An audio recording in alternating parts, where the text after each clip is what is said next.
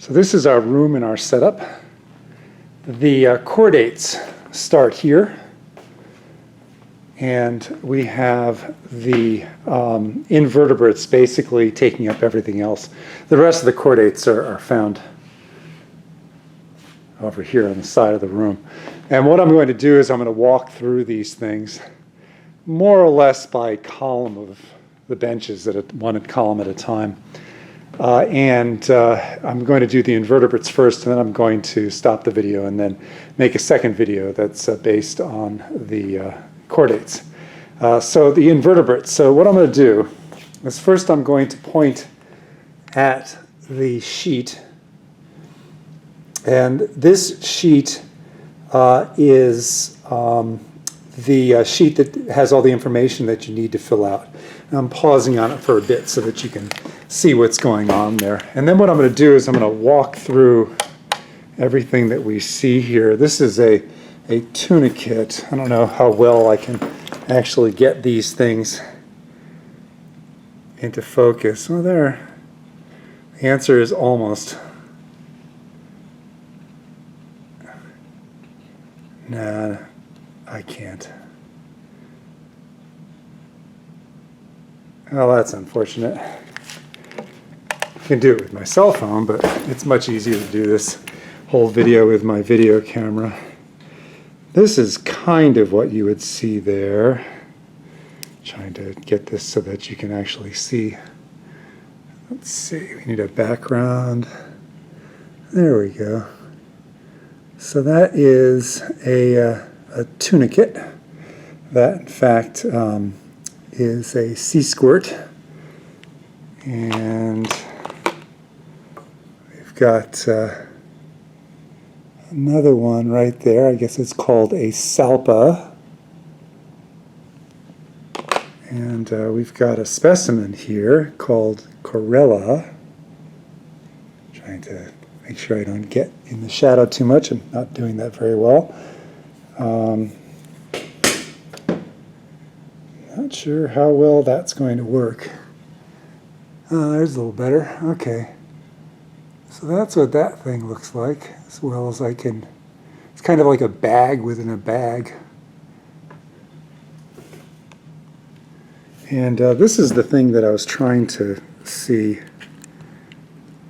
through the microscope. You can't see it. It's just real tiny. Okay, so that was our phylum Chordata, Chordates, i.e. the tunicates and the sea squirts, and that was what we were just looking at. Now we're going to this table here, and this is the information. So this is Echinodermata.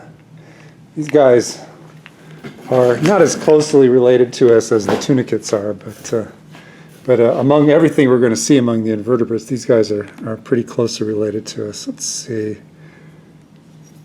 Challenges is getting them so that you can see the letters. Up. Let's see. I'm sure you caught all of that. So is that going to come into focus?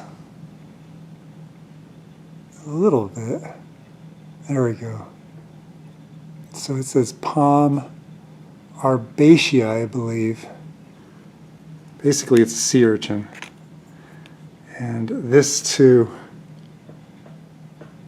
is a sea urchin.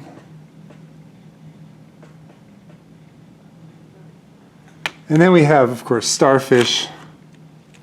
These are echinoderms. It's really cool when you see an actual starfish in an actual tidal pool. And then we have our sand dollars, which are kind of like sea urchins, but they're flat. You can see the 5-point motif up here. You see a lot of multiples of 5 in the echinoderms. But they start out as larvae that are actually bilaterally symmetrical. These guys are the brittle stars.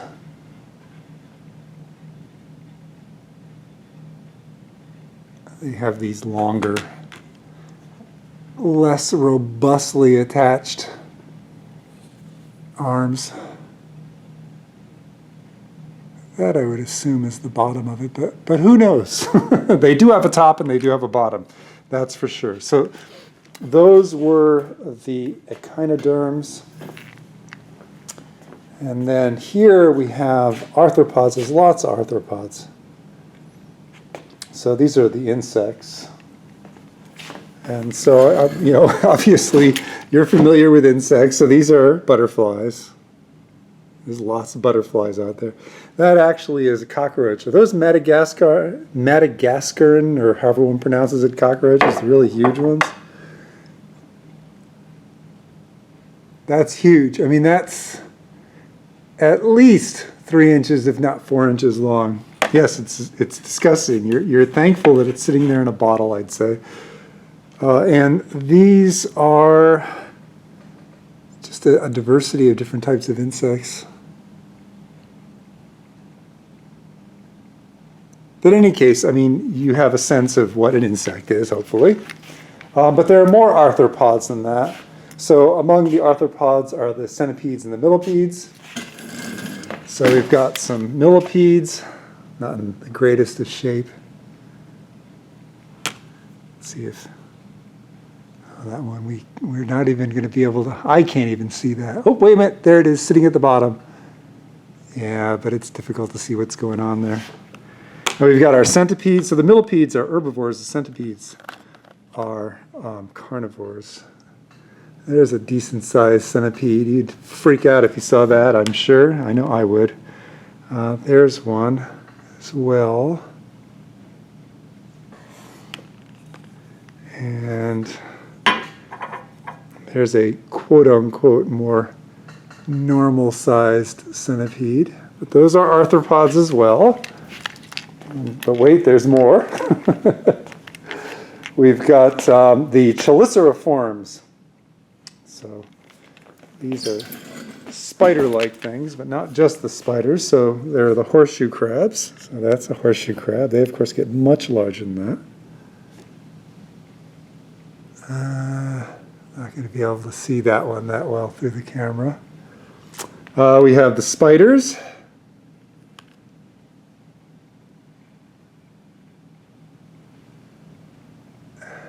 It's difficult to see. Fortunately, we know what spiders look like. Here's a bunch of spiders.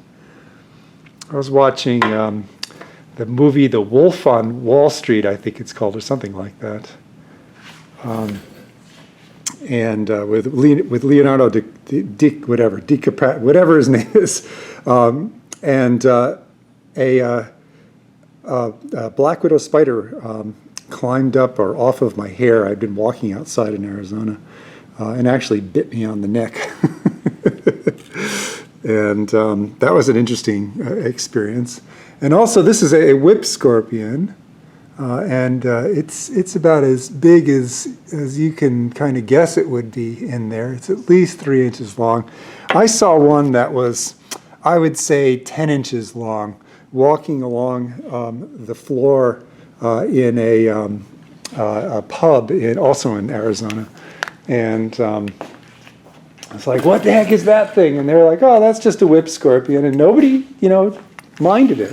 They let it do its thing. They didn't feel any need to get rid of it or kill it or anything like that. It was interesting. Also among the arthropods are the crustaceans. And so we have crabs. I think that's probably about as well as I'm going to be able to show those. Crayfish. And of course, they're bigger cousins, the lobsters. And the stream that borders my property, there are crayfish that live down there. And there are shrimp, and there are a lot of other kinds of crustaceans out there. But these are basically mostly aquatic arthropods. There are certainly crustaceans. Is it the pill bugs that are land-dwelling, terrestrial arthropods? We have the mollusks. So these are the information associated with the mollusks. If I didn't show it already, let me go back to the insects. These are the insects, or the information associated with the arthropods. And these are the mollusks. And this big thing here, this conch, is basically a snail. Here it is, conch, sea snails, and all sorts of diversity of snails that you find in the sea. And then there are the snails that live on land. Snails. I was hiking in Austria, and there were snails crawling along the ground at one point. It was very cool. I mean, it was Austria, not France, but all I could think of was escargot. So those are the snails, and these are here some bivalves. Not shown among the snails or the slugs, but those are snail-like things as well. They just don't have shells. So we have clams. And these are something called razor clams. They probably look like a straight razor. Do we even remember what straight razors look like? And this is a mussel. There used to be a lot more mussels in our country, but mussels kind of like relatively pristine streams, and as we've made our streams less pristine, the mollusks, the mussels, have suffered. The cephalopods, so these are things like octopuses and squids, and also cuttlefish. So octopi, octopus. Trying to make, there we go, an octopus in a jar. Octopus. These are not radially symmetrical. They are bilaterally symmetrical. Even if they've got all those arms projecting out. That's a squid that we're looking at there. Trying to get this thing so it kind of makes sense. A squid. No cuttlefish. I thought we had a cuttlefish bone here. People sell cuttlefish bones to people who have birds, and the birds use, they're not really bones, they're internal shells, and the birds use the cuttlefish bones to sharpen their beaks. I thought we had one here, but so that is, there we go, that is a chitin.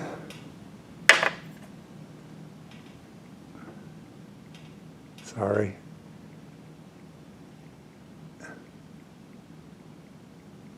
It's basically a shell. Here, this maybe is going to be more visible for us. Maybe, maybe, maybe. Boy, this is really tough. Let me encourage you. Here's a bigger chitin, but still, it's really tough to see what's going on in there. So let me encourage you to, in fact, look these up. Oh, we have an arthropod that's kind of snuck in there. But that's not a mollusk. So all of those are mollusks. Now, when you're looking at the images that are part of your exercise, and you're trying to match these images, I mean, what you're looking at, the image that I'm showing there, it's going to be representative, but it's not going to match every single specimen that we're seeing here. And your goal is to try to figure out what that thing is. And really, in addition to looking at these individuals that we're looking at here, the specimens that we're looking at here, it probably wouldn't hurt to attempt to figure out what's going on by doing Google searches on these. So these are nematodes, the roundworms. So we've got, I assume, yes, we've got ascarises, ascari. So those are our roundworms. They're parasitic. They live in our intestines. There we go. Yes, those are pretty big. Not tiny at all. This one that's under the microscope, again, who knows whether or not we're going to be able to see it. Come on. There we go.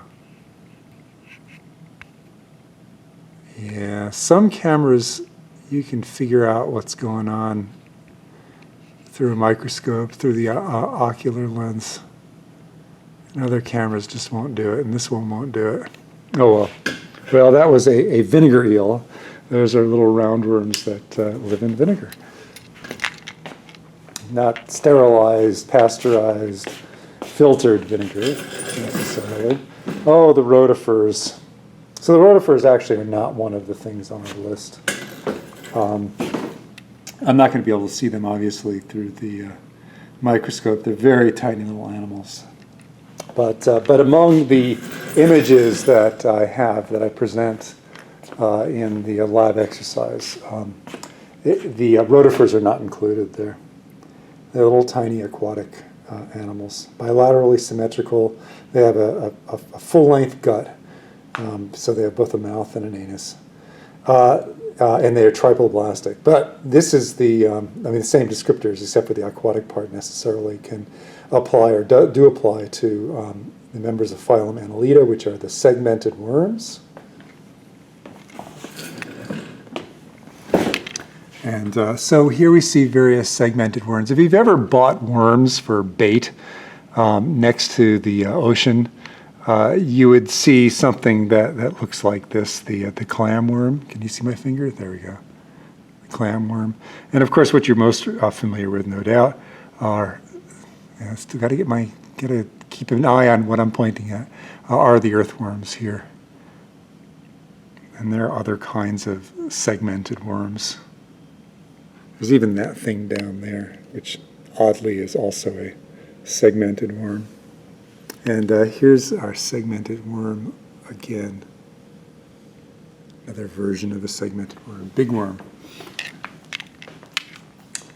And back here, we have brachiopods. So this also is not one of the phyla that's sitting in your exercise, but it's here nonetheless. Here's a brachiopod that's sitting in a jar. You can see the shell at the bottom there. And then I guess that would be its foot. Those are not mollusks, so they definitely look like mollusks. Here maybe we'll be able to see these guys. There's a whole bunch of them. You can see where the shell is at the bottom, and then that trailing foot-like thing. And then we already saw these, but we have fossil brachiopods. I just love fossil brachiopods. You can see them underneath. These are bilaterally symmetrical. I mean, clams are bilaterally symmetrical too, but the difference is that you have a left and a right. I'm not sure which is the left and a right, but you have a left and a right, whereas in the clams, you have a bottom and a top, but those are actually a left and a right. Anyway, brachiopods.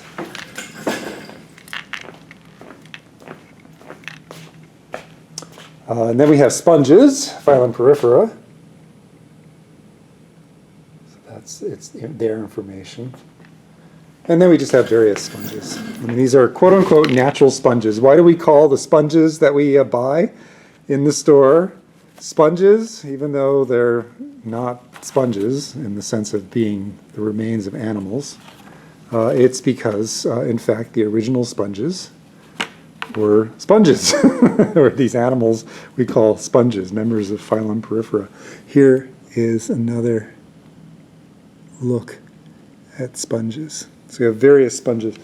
I thought that we used to have a sponge that we could see, a simple sponge, that we could see under the microscope, but apparently not.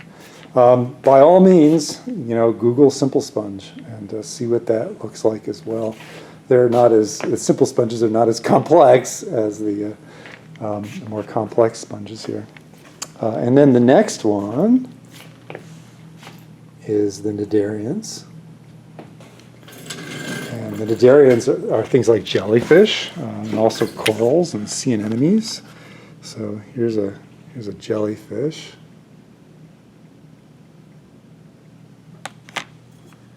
And there's a jellyfish as well.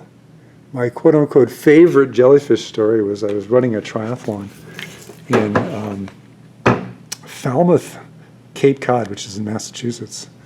And it was, I guess, a mile and a half in the water or something like that. And it was just filled with jellyfish, and the jellyfish kept sliding down my back as I swim and stinging me all the way. There's nothing I could do about it. It was way out in the ocean, way far from shore, and And you just had to keep going in big waves, and it was pretty awful. Anyway, corals are also members of phylum Cnidaria. Cnidaria is named after a stinging nettle because these things sting. And again, the sea anemones, those also are cnidarians. Very simple, diploblastic. They don't have 3 tissue layers. Here are the ctenophorums, which are the comb jellies. I only have one of those. I won't even sit down. Not sure how well we're going to be able to see that.